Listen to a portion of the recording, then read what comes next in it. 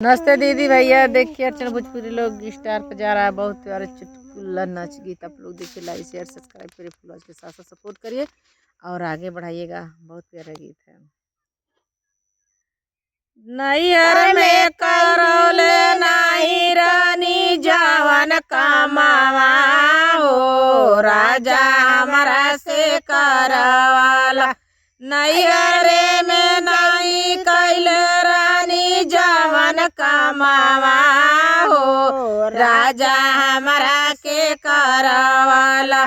हमारा से करवाला, राजा हमारा से करवाला। जड़वा में बहुत सतवला हो, राजा हमारा के खटवाला। जड़वा में बहुत सतवला हो, राजा हमारा से खटवाला। बाइल छूटल राजा हाथावा के मेहदी, बाइल न छूटल राजा हाथावा के मेहदी। हमावा के मेहदी, राजा हाथावा के मेहदी। हाथावा में हसुआ थमावाला हो, राजा कटनी करवाला। हाथावा में हसुआ थमावाला हो, राजा कटनी करवाला।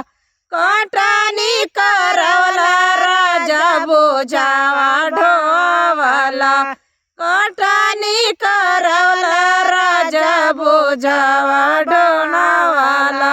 परी गैला हमारो पतिया हो, राजा परी गैला हमारो भी पतिया हो, राजा कटनी करवाला। चाचा हमारो कतराना लइका है बड़ा कुआ, चाचा हमारो कतराना लइका है बड़ा कुआ।